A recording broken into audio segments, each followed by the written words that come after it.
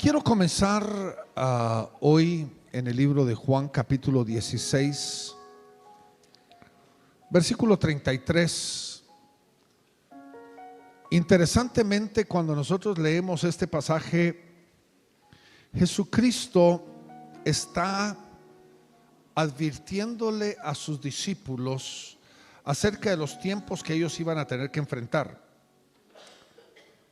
Si usted nota, por ejemplo, el capítulo 14, 15, 16, 17 y 18 de Juan, son capítulos individuales, no existen en el resto de los evangelios.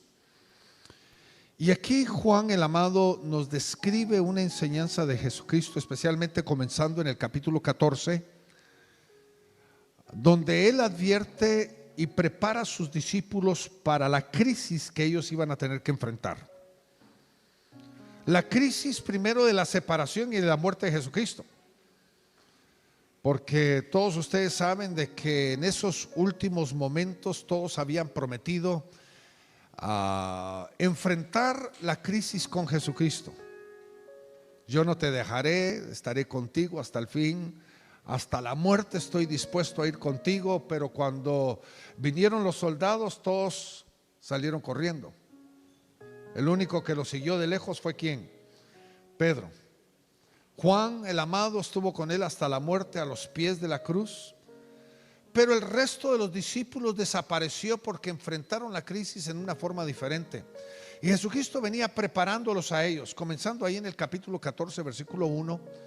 Pero en el 16:33 encontramos algo bien interesante. Note lo que dice: estas cosas os he hablado para que en mí tengáis ¿qué? Paz. En el mundo tendréis aflicción. En otra versión usa la palabra tribulación. Mas confiad, yo he vencido al mundo. Como líderes, creo de que nosotros tenemos que hacer dos cosas. Nosotros tenemos que vivir una vida de paz en medio de la crisis. Cuando nosotros estamos enfrentando una crisis, nosotros necesitamos llegar a un nivel en el cual nosotros podamos vivir esa paz en medio de la crisis, porque somos líderes. La gente nos va a observar y la gente nos va a seguir cuando nosotros estamos enfrentando crisis. Y aquí Jesús le dice: para que en mí tengáis ¿qué? Paz. ¿En medio de qué? De la aflicción, de la tribulación, de lo que enfrentamos nosotros, tengamos paz. Y la segunda es: nosotros tenemos que tener la capacidad también de ayudar a la gente en medio de su crisis. Eso es inevitable. La gente está con nosotros, la gente está en la iglesia porque en medio de su crisis, ¿qué necesitan? Necesitan nuestra ayuda, nuestro confort. Necesitan de que nosotros caminemos con ellos en medio de su crisis. El propósito de una relación, y especialmente de pacto a nivel de iglesia, es de que nosotros entendamos de que cuando estamos en medio de la crisis no estamos solos. Y como líderes es importante de que nosotros sepamos de que vamos a enfrentar crisis. La crisis es parte de la vida, ¿sí o no? Es parte de la vida, es parte de la formación. Y como líderes de influencia, nosotros tenemos que reconocer de que en medio de la crisis es uno de los lugares donde nosotros podemos tener un mayor impacto en la vida de la gente por medio de la crisis. Por medio de la crisis. Ahí es donde se va a realmente notar tu temperamento, tu madurez, en todo sentido de la palabra. Si tú estás en medio de una crisis y la crisis te quiebra, la crisis te destruye, tú pierdes la paz, pierdes los estribos, pierdes la tranquilidad, te desboronas. Lo que tú estás demostrando es de que en realidad tú no eres verdadero líder maduro. Tú necesitas a alguien que te esté guiando. La madurez debería de llevarte a poder enfrentar la crisis en una forma diferente. Nosotros no podemos crear una inestabilidad en medio de la crisis que podamos estar enfrentando. Nosotros vamos a enfrentar crisis, necesitamos saber cómo vamos a manejar la crisis como líderes. Nosotros debemos de prepararnos para la crisis. Estoy hablando en un nivel espiritual, pero también un nivel claramente personal. Necesitamos realmente decidir cómo vamos a enfrentar nosotros la crisis. Porque en primer lugar, tú y yo vivimos en este mundo y tenemos los pies bien plantados en la tierra. ¿Qué significa eso? Vamos a enfrentar crisis. Crisis personal, familiar, enfermedad, escasez, dolor. Vamos a tener que enfrentar aún situaciones que vienen de afuera, accidentes, situaciones infortunias que vengan en contra de nosotros, y necesitamos saber cómo poder enfrentarlas. Porque como personas imperfectas y por vivir dentro de este mundo natural, tendremos crisis. ¿Cómo lo vamos a manejar? Realmente es la pregunta del millón. Y a veces ahí es donde se va a manifestar exactamente lo que somos. Ojalá, como dice el dicho tan popular o tan común la de hoy, ¿verdad? Ojalá que nosotros no seamos el problema, que nosotros no seamos los tóxicos. En medio de la crisis, aún nuestras relaciones, en un sentido de la palabra, convivimos con pecadores, convivimos con gente imperfecta. Eso en sí va a crear crisis en medio de nosotros. Vamos a dejar que la crisis nos domine, vamos a dejar que la crisis nos destruya, vamos a dejar que la crisis nos desvíe del propósito y el plan de Dios. Creo que esas son preguntas que nosotros necesitamos responder. Y la gente está buscando gente que pueda marcar la pauta, pueda marcar la dirección, especialmente en medio de la crisis. Yo he tenido situaciones, por ejemplo, cuando mi papá murió, fue padre espiritual de muchísimas personas. Fue mi padre el que murió, pero yo tenía que consolar a medio mundo. Si yo no estuviera emocionalmente y espiritualmente preparado para la crisis, ellos hubieran tenido que consolarme a mí. Pero es al revés. El líder maduro, el líder preparado, tiene la capacidad de no ser dominado por la crisis, sino de aprender a poder enfrentar la crisis y de traer solución y ayuda a la vida de la gente que no está lista. Se recuerda, Jesucristo nos da una definición y la voy a sacar de su contexto, ¿verdad? Los sanos no necesitan doctor. Nosotros estamos rodeados de gente que necesita ser influida positivamente, especialmente en medio de la crisis. ¿Cuándo es que la gente se desvía? ¿Cuándo es que la gente sale de la iglesia? ¿Cuándo es que la gente abandona sus posiciones? ¿Cuando las cosas van bien o cuando están en medio de la crisis? Y en medio de la crisis nosotros tenemos que aprender a mantener la paz. Porque como líderes, Jesucristo claramente nos dijo que vamos a ir de adversidad en adversidad, de situación difícil en situación difícil. Salimos de una y entramos a otra. Nosotros como pastores y como líderes vamos a enfrentar constantemente crisis. ¿Cómo manejamos la crisis? Es la pregunta. Y como líderes de influencia nosotros necesitamos entender eso. Miren, algo que he aprendido en mi propia vida es que no debo de dejar de que nada me alarme ni nada me asombre. He estado suficiente en el ministerio para saber absolutamente toda la perversidad que puede haber en el corazón de un ser humano.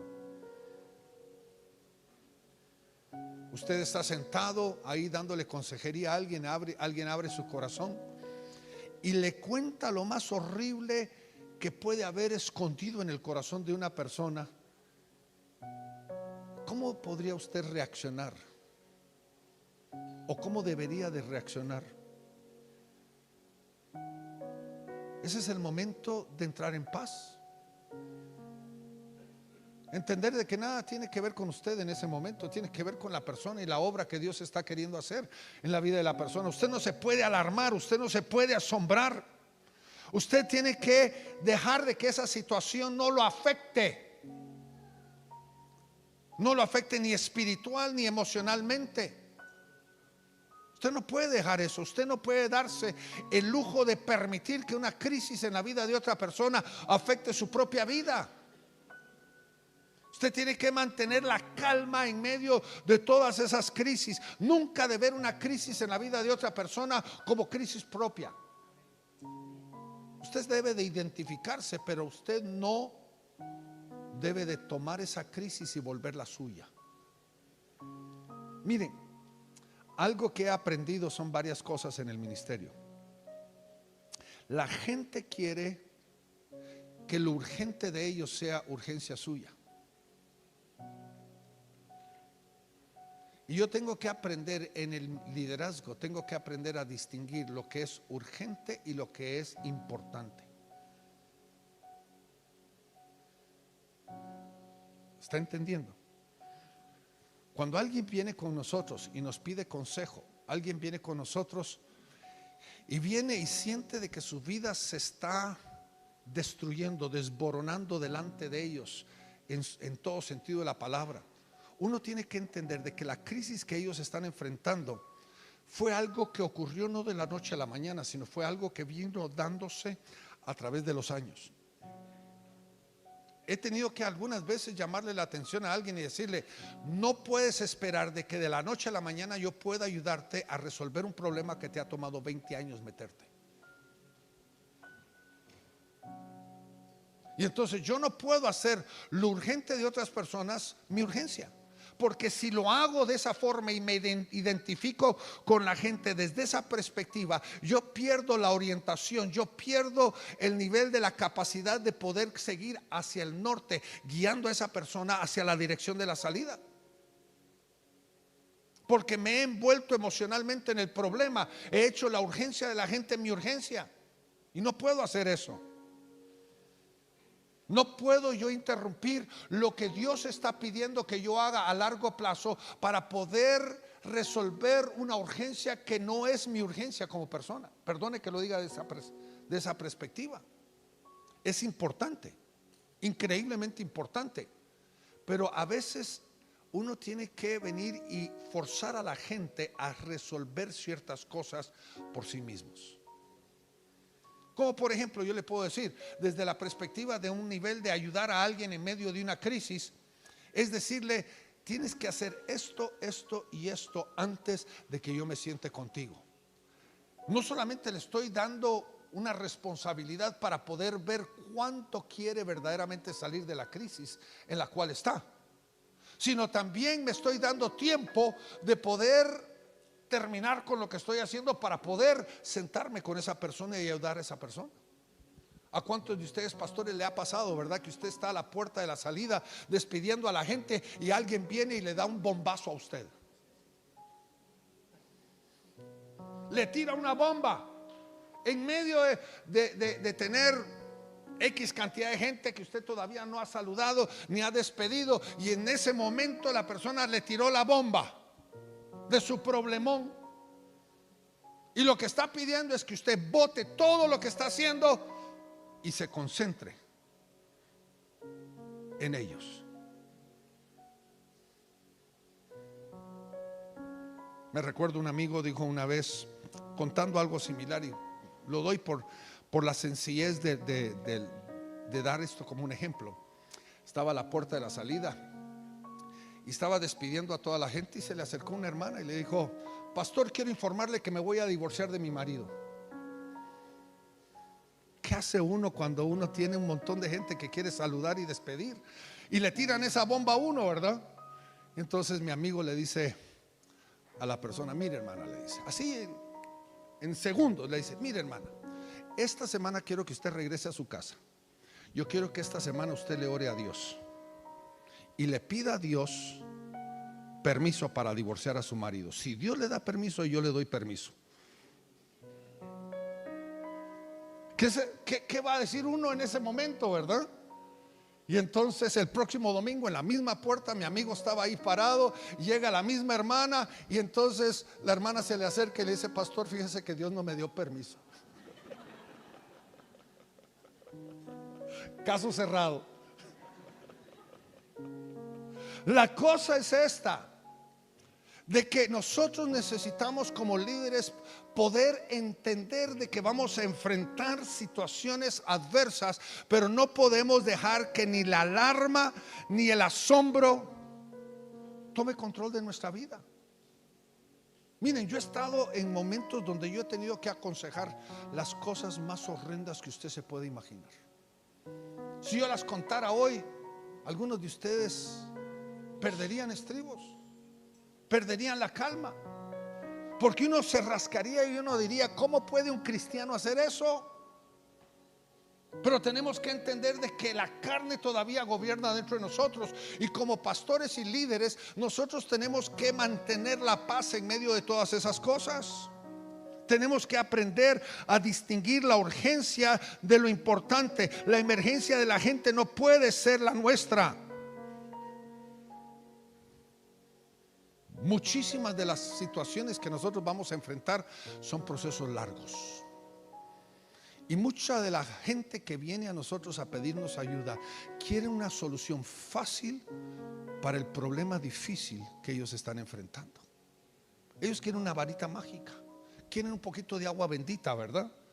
Que uno con un poquito, rociarle un poquito de agua bendita, se solucione el problema, y así ya ellos ya no tienen que tener que procesar una dura situación de operación dentro de su propia vida, de sacar de ellos lo malo para poder solamente dejar lo bueno.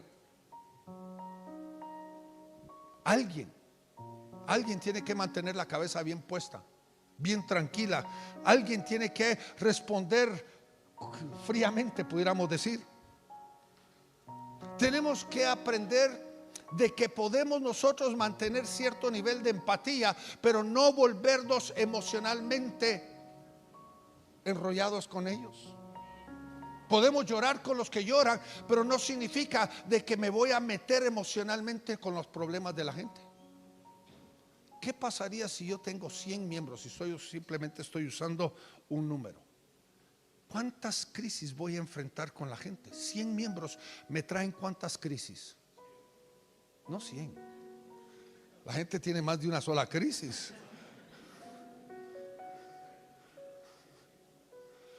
Respondemos cientos de crisis. Y si yo emocionalmente me enrollo con la crisis de la gente, me voy a volver loco. Es imposible. ¿Puedo tener empatía sin meterme emocionalmente en la crisis de la gente? La segunda cosa que es importante que usted se lleve, y esta es una pregunta que he respondido en el pasado a nivel de liderazgo, y esa es: ¿en dónde está marcada la diferencia entre ser hipócrita y ser maduro?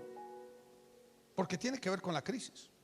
Imagínese, lo voy a decir desde la perspectiva pastoral. ¿Cuándo es de que el pastor va a enfrentar mayor crisis? ¿Qué día de la semana va a enfrentar crisis el pastor?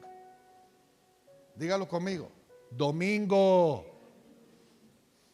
Es cuando el diablo se desata, especialmente en la casa. ¿Cuántos pastores en camino al culto están peleando con su esposa? Levante la mano, pastores que han tenido problemas con su esposa o con sus hijos en camino a la iglesia. Levanten la mano. No sean mentirosos los que no quieren levantar la mano. Usted levante la mano, usted se está riendo.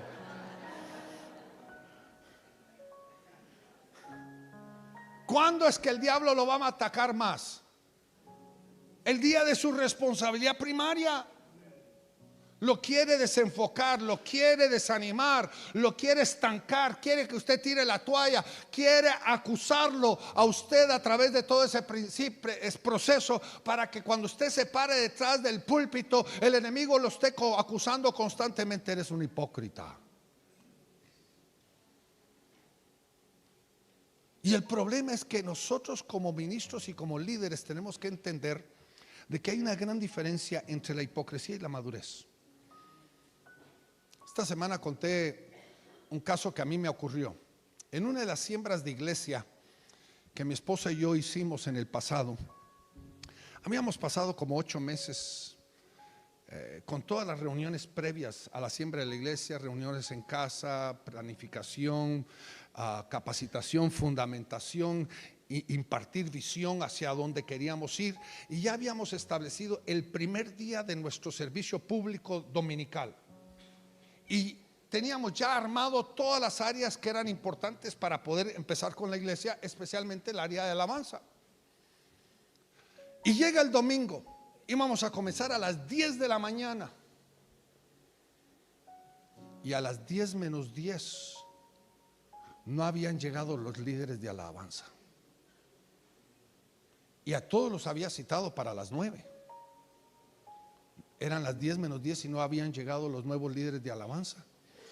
Y recibo una llamada, yo texteándoles en dónde están, qué pasa, qué está ocurriendo. Y me llaman como a las 10 menos 10 y me dicen: renunciamos. No al cargo, a la iglesia. Y durante toda esa semana me obviaron. Yo llamándolos y llamándolos y llamándolos, queriendo saber qué estaba pasando. Pero teníamos familia en la iglesia, teníamos a su hermano y a su cuñada que estaba ya en la iglesia, y yo me le acerco al hermano y le digo: ¿qué está pasando con tu hermano?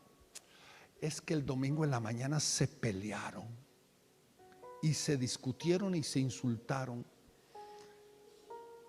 Por eso renunciaron a la iglesia y nos dejaron tirados. Por eso. Esa es mayor vergüenza que el pleito. Un pleito, ¿a mí qué me importa? Eso no va a quitar a alguien de una posición, un pleito. El problema es de que ellos en el concepto pensaron: ¿cómo podemos ser hipócritas? Estar en el culto, estar liderando la alabanza y peleando nosotros. ¿Cómo voy a ser un hipócrita? Y la verdad es esta: que hay una gran diferencia entre ser hipócritas y ser maduros. La madurez es esta, le voy a decir. El pastor va todo el camino a la iglesia dialogando con su esposa.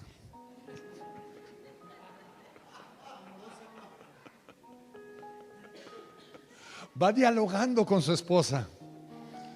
Y llegan a la iglesia, estacionan en el lugar donde estaciona el pastor. El pastor mira a su esposa y le dice: llegamos a la iglesia, dejemos esto para después, porque la congregación no vino a oír nuestras molestias. Ellos han venido para ser bendecidos. Nosotros no vamos a cobrarle a la iglesia con nuestras actitudes lo que nosotros estamos llevando sobre nosotros como carga. Nuestras diferencias no deberían de ser de mal para ellos. Ellos han apartado este tiempo para venir a adorar a Dios, para escuchar palabra de Dios. Ellos han venido a ser bendecidos. Si yo les cobro a ellos, yo estoy actuando inmaduramente. En la excusa de no ser hipócrita, estoy actuando inmaduramente.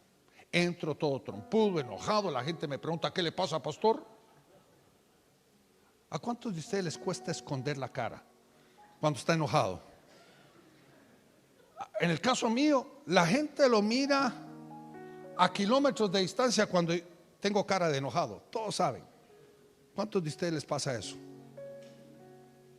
¿Sabe? Una de las cosas, y esto es extra, no se lo voy a cobrar.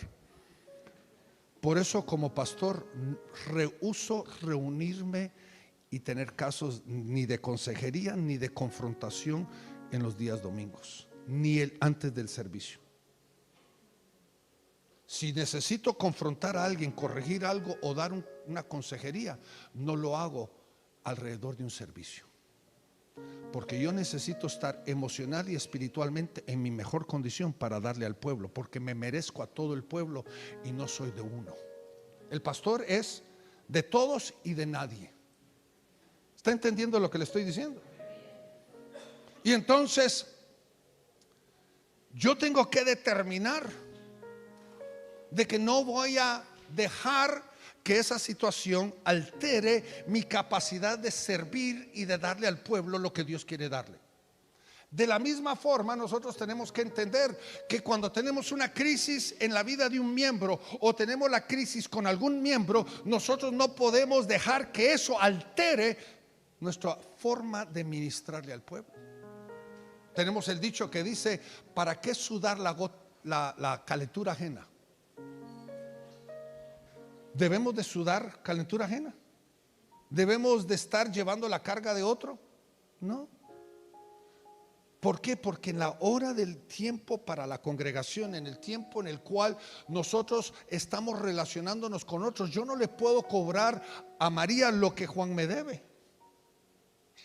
Si Juan causó una crisis, yo no puedo cobrársela a otro. Yo tengo que aprender a transicionar entre una crisis y otro tiempo. Por eso puedo tener empatía, pero tampoco involucrarme emocionalmente con esa persona, porque no puedo permitir que eso afecte la forma y la manera que voy a relacionarme con la demás membresía de la iglesia. Esa no es hipocresía, esa es madurez. Imagínense, como padres tenemos que entender lo mismo. Un hijo nos causó un problema, llegamos a la casa todos enojados, llegamos a la casa todos tensos, traemos tensión a la casa, y lo que hubiera sido un tiempo alegre con la familia, ahora ha sido crisis dentro de la familia, porque nosotros no pudimos dejar la crisis afuera. ¿En dónde debemos dejar la crisis? Nosotros afuera en la calle. Y lo que yo he descubierto por testimonio, regreso a la historia con mi esposa, ¿verdad? Cuando uno regresa al carro después del servicio, se le olvida de que tuvo crisis. ¿Sí o no? Ya no hay crisis. Dios hizo la obra, Dios tranquilizó el corazón. La alabanza y la adoración y la presencia de Dios trajo paz a todo. Pero a veces no sabemos cortar, porque en nosotros, lamentablemente, y lo voy a decir desde esta perspectiva, no hay la madurez suficiente para poder hacerlo. La Biblia encontramos nosotros casos donde personas enfrentaron crisis y supieron cortar con esa situación para continuar lo que tenían que hacer, para poder cumplir con lo que tenían que hacer. Le voy a dar un ejemplo. Dios confronta a través de Natán a David y condena al hijo que es el producto del adulterio. ¿Se recuerdan ustedes la historia? El niño, no sé cuánto tiempo después, enferma. David entra en crisis, ora, ayuna, busca a Dios, se humilla delante de Dios, le pide a Dios que perdone la vida de su hijo. 7 días pasan. Él en una tremenda crisis. ¿Qué hace? Se humilla delante de Dios. Y en esa crisis, Dios no cambia de parecer. Y la gente dijo: si se portó así antes de la muerte, imagínense cómo se va a portar después de la muerte. Si estaba en crisis antes, imagínense qué tipo de crisis va a tener después de que muera el bebé. Y cuando el bebé muere, todo el palacio estaba atemorizado de ir a decirle de que el niño había muerto. Pero él observa, ve las actitudes, ve lo que está sucediendo, y él pregunta y dice: el bebé murió, ¿verdad? Y ellos le dicen: sí, murió. Y en ese momento, ¿qué hace David? La Biblia dice que se levantó, se bañó, se vistió, comió y fue y consoló a su esposa. Si él hubiera mantenido la crisis, él no hubiera podido consolar. La crisis es por un tiempo. La crisis tenemos que aprender a manejarla. Hay momento para la crisis y hay momento en el cual necesitamos dejar la crisis, porque ¿cómo podemos ser líderes? ¿Cómo podemos ser ministros en la vida de otros si nosotros llevamos la crisis con nosotros todo el tiempo?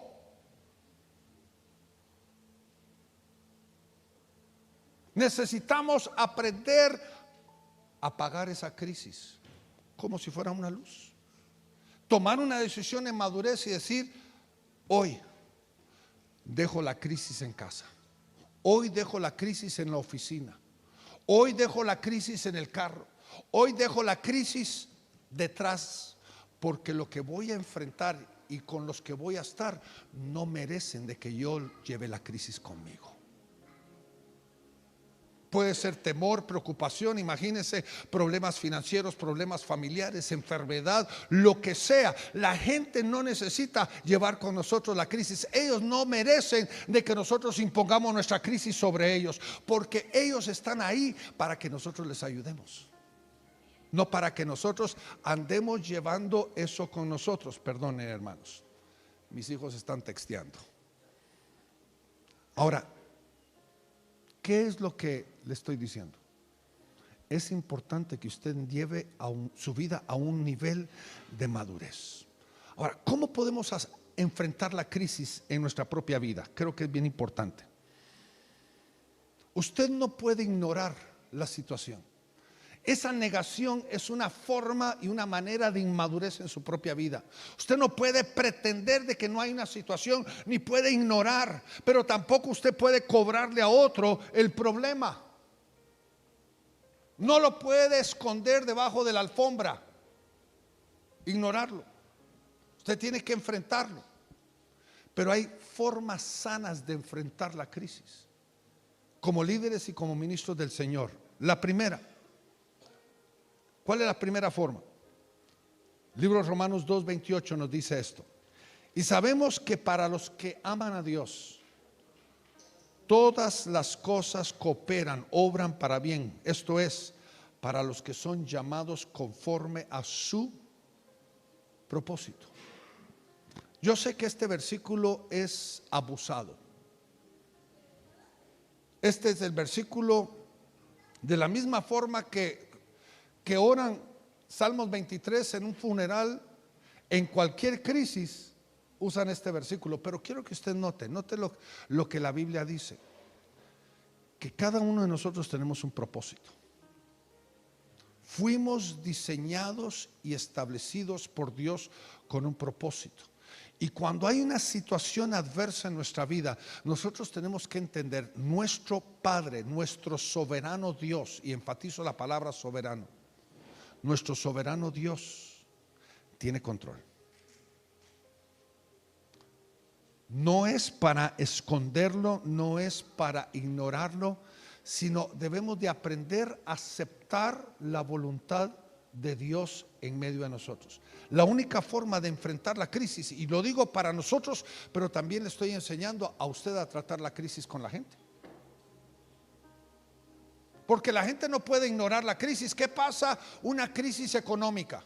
Imagínese que tiene una deuda con la tarjeta de crédito, la ignora. ¿Qué va a pasar? Los intereses se multiplican, ¿sí o no? Una crisis no puede ser ignorada, tiene que ser enfrentada. Pero la primera forma de enfrentar una crisis es aceptarla. La victoria viene a través de la resolución de la crisis, no a través de la ignorancia de la crisis. ¿Estamos entendiendo? Ahora, tenemos que entender de que hay crisis que viene por tres razones. Se lo voy a dar rápidamente. La primera, viene por el plan y el propósito y la voluntad de Dios.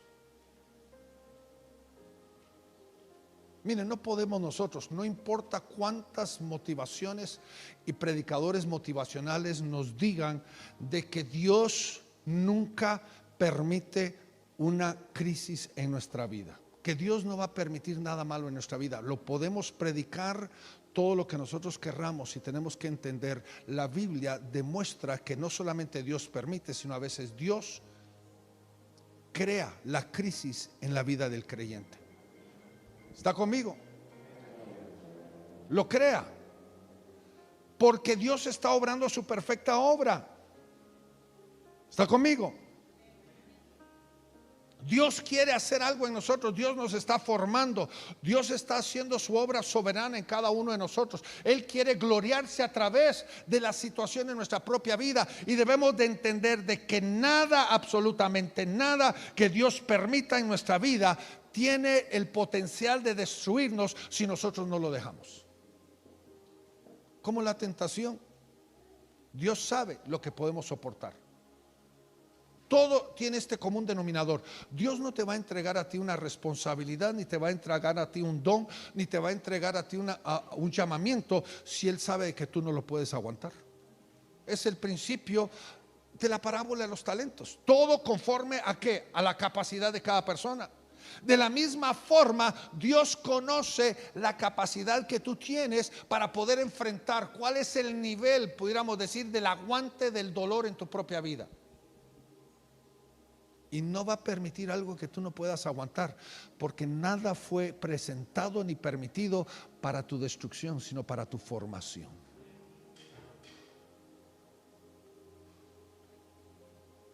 Sé que esto podría causar cierta contienda doctrinalmente, pero tenemos que comprender de que yo creo, Dios conoce mi capacidad más de lo que yo pueda conocer. Y Él va a permitir hasta donde yo puedo aguantar, porque está formando mi vida, está trabajando mi vida. La segunda razón del por qué viene la crisis es un ataque del enemigo.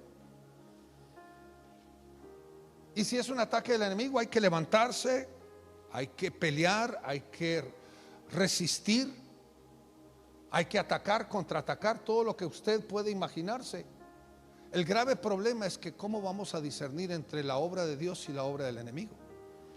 Porque tenemos una situación y estamos atacando al enemigo. ¿Qué pasa si Dios lo permitió? Dios quitó, Dios permitió cierta cosa. Si usted no me cree, lea usted diferentes pasajes de diferentes crisis, comenzando con la más difícil, pero la más usada, Job. La más difícil, pero la más usada. Diferentes personas que enfrentaron crisis, que enfrentaron dificultad, que enfrentaron fallos o enfrentaron faltantes en su propia vida. ¿Cómo la enfrentaron ellos? Y la tercera, hay decisiones que nosotros equivocadamente hemos hecho. Miren, mucho de lo que la gente dice afuera y la razón y la excusa del por qué algunas personas rehúsan venir al Señor es porque dicen: ¿cómo puede un Dios de amor permitir cosas difíciles? Lo que muchos de ellos no entienden es de que vivimos en un mundo pecaminoso, en un mundo difícil. Pero también todos hemos tomado decisiones equivocadas. Y cuando hay una decisión equivocada, nosotros tenemos que atenernos a la consecuencia. ¿Sí o no? Dios nos salva eternamente, pero no nos salva de nuestras malas decisiones, hermanos. Las malas decisiones hay que enfrentarlas y hay que aprender a vivir con ellas. Imagínese una persona que tiene un hijo en su adolescencia, no se casa con la mamá del muchacho, pero tiene un hijo en su adolescencia. El resto de su vida, años más tarde viene al Señor, pero todavía el perdón del Señor no borra a ese hijo. Esa es una consecuencia de su mala decisión que va a tener que enfrentar. ¿Cuánto tiempo? Toda la vida. Dios nos salva de las consecuencias eternales, pero no las consecuencias terrenales de nuestras malas decisiones. Y hay crisis que nosotros creamos. La mayor crisis que muchos jóvenes crean es ¿cuál? Se enamoran de la persona equivocada y en esa decisión pasan los próximos 40, 50 años en crisis por haber tomado una mala decisión. Y entonces cuando nosotros ayudamos a alguien a enfrentar una crisis, tenemos que llevarlos a ellos a lo primero, que es ¿qué? Aceptar la crisis, aceptar la situación. La segunda, tenemos que tomar responsabilidad. Miren, lo digo desde esta perspectiva. Para mí este es el punto más fundamental. En un mundo en el cual nosotros estamos permitiéndole a la gente que le eche la culpa a medio mundo, que busque un chivo expiatorio, busque a alguien a quien culpar. Nosotros necesitamos nosotros mismos reconocer nuestra propia responsabilidad, pero también necesitamos guiar a otros a reconocer su propia responsabilidad. Nadie puede salir del hoyo si no reconoce cómo fue que se metió al hoyo. Nadie se metió al hoyo sin una responsabilidad propia. Y es teniendo y responsabilizando nosotros mismos de la situación. Hoy el pecado fundamental de la iglesia, y lo he dicho varias veces y lo recalco hoy de nuevo, el pecado fundamental del cuerpo de Cristo hoy es la amargura. Y la amargura tiene problema en esto. La amargura es cuando yo me considero víctima de mi crisis y le echo la culpa a alguien más. Para salir de la crisis y para cambiar mi situación, yo tengo que dejar de volverme víctima y responsabilizarme yo mismo de mi problema. Miren, en problemas que podríamos tener interrelacionales, como por ejemplo un problema marital, un problema relacional dentro de la iglesia, podríamos decir, tú tienes 50% y yo tengo 50% del problema. A nivel de la vista del problema sí podría ser así, pero delante de Dios, cuando Él se pare delante de Dios y tenga que dar cuenta de su vida, y yo me pare delante de Dios y tenga que dar cuenta de mi propia vida, ya no es 50-50, sino ¿cuál es? ¿Es cuál? 100.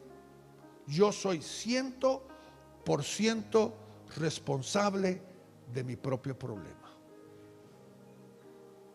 ¿Y cómo lo voy a solucionar? Responsabilizándome yo mismo, haciéndome responsable de mi propia situación. ¿Estamos entendiendo eso? Tercero, el arrepentimiento. La crisis debe de llevarnos a nosotros al arrepentimiento.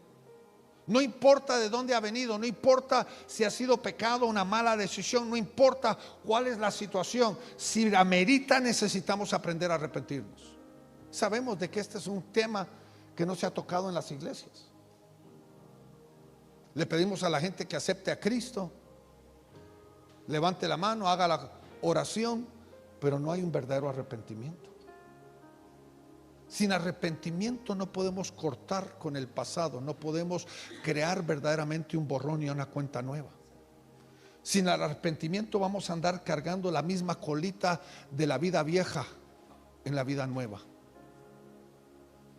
Vamos a estar teniendo que revivir ese mismo problema por 20 años porque no hemos cortado con el problema, porque no hemos desarrollado verdaderamente el arrepentimiento en nuestra propia vida. La cuarta, en la crisis tenemos que aprender si es necesario pedir perdón y o perdonar. Miren, hermanos, el perdón tiene dos conceptos muy importantes. La primera, el perdón no tiene nada que ver con lo que la otra persona hizo. El perdón solamente tiene una sola razón: el alcanzar salud para mí mismo. Yo perdono para cortar con mi pasado. Yo perdono para quitar y cancelar la influencia de lo que otra persona y una situación en mi pasado causó en mi propia vida. Yo perdono para dejar atrás el pasado. Hay gente que sin perdón está amarrado a su pasado por los últimos 40, 50 años. Su problema, su causante está en la tumba desde hace 20 años, pero él sigue llevando la misma carga. ¿Cómo va a poder una persona que ese problema ya murió y está enterrado? ¿Cómo puede solucionar el problema? Sencillamente perdonando. No va a recibir ningún otro tipo de resolución, porque el perdón no tiene nada que ver con lo que sucedió, sino con la carga que yo llevo. Pero también tenemos que entender de que el perdón me lleva a continuar hacia mi futuro.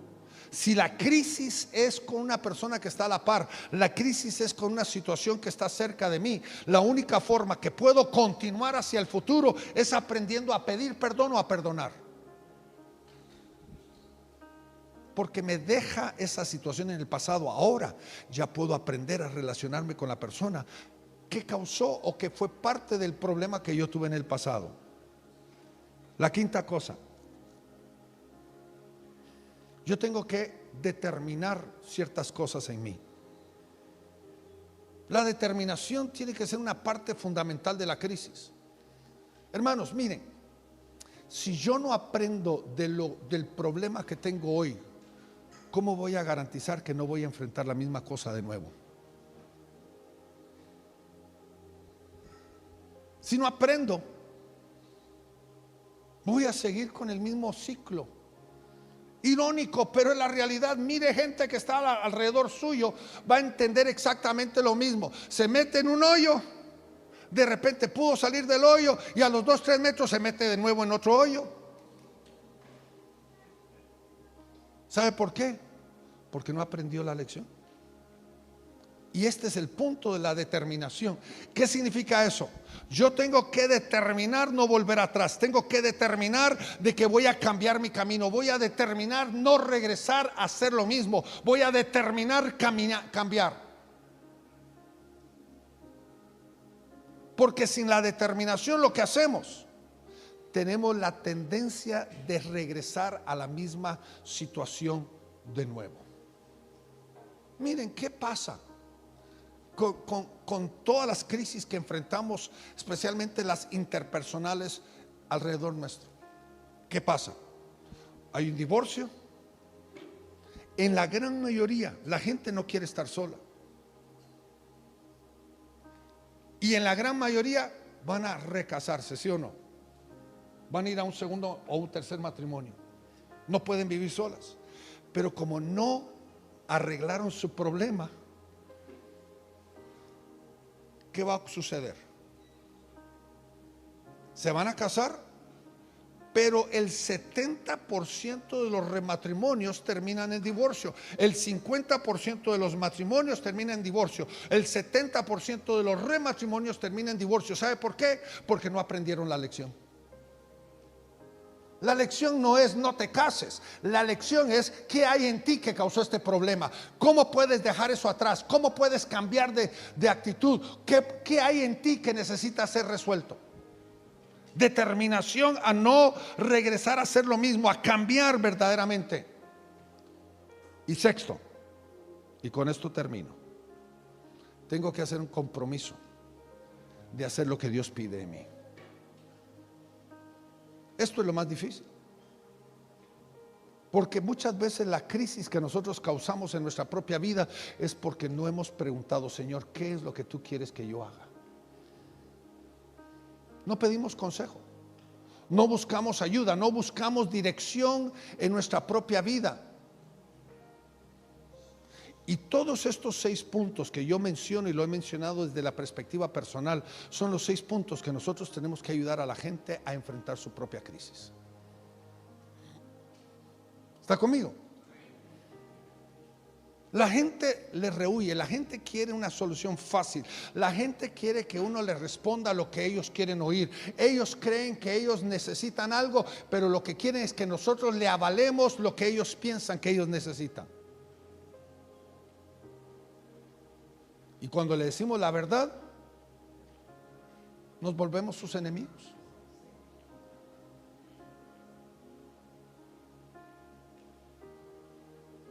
Pero nosotros necesitamos que ellos comprendan de que hay un camino para salir de la crisis, pero requiere estos 6 puntos. El final es: nosotros tenemos que someternos a lo que Dios quiere, tener que hacer lo que Dios está pidiendo, porque si no estoy aprendiendo la lección y estoy volviendo a la misma situación que está causando la crisis. Porque el problema, le voy a decir, hay crisis circunstanciales que nosotros tenemos que enfrentar. Salimos a la calle y un loco, un adicto, uno que está borracho, nos choca. Es una crisis que tenemos que enfrentar, que no es de nosotros, es accidental.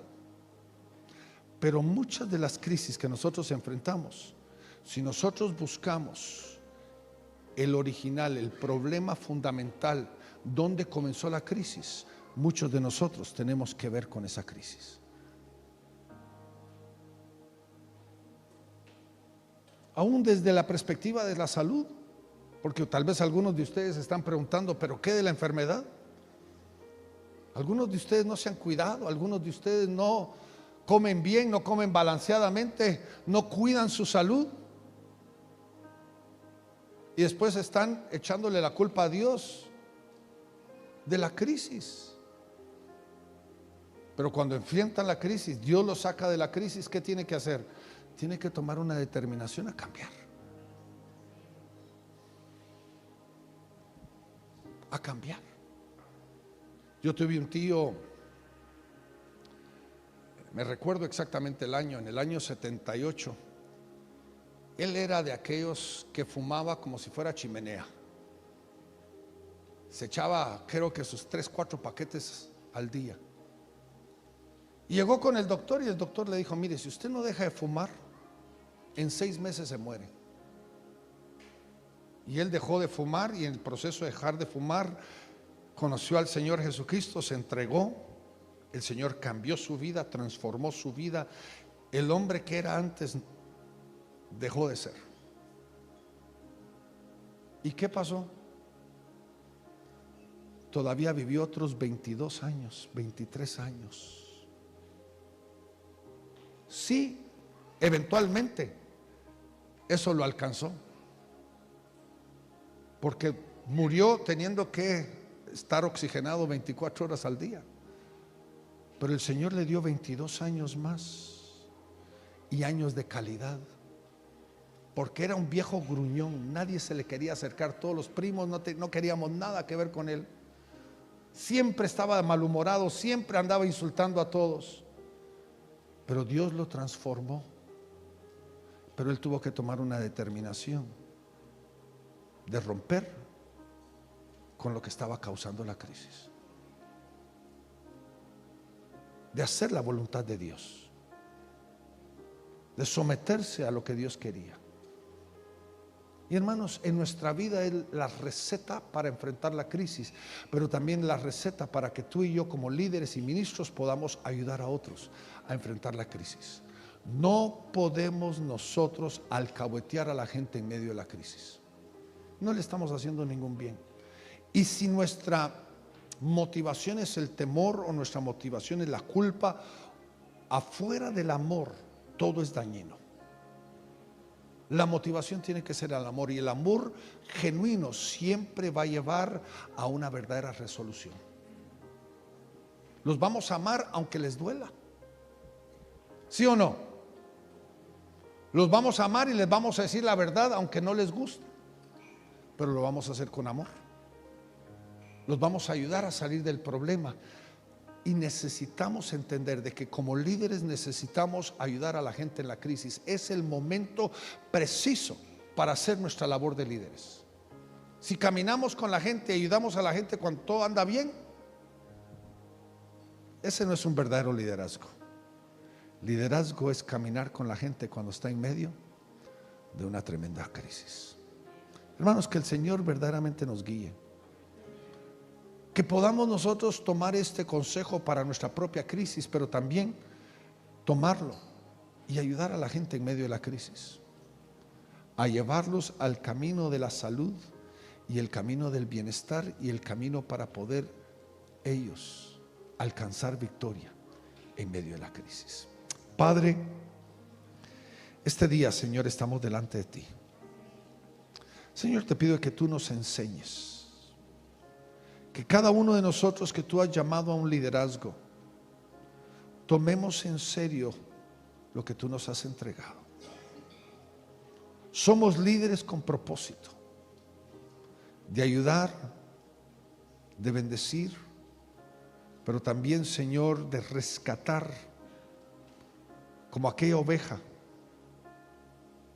que su pastor dejó a los 99 por ir a buscar a la perdida.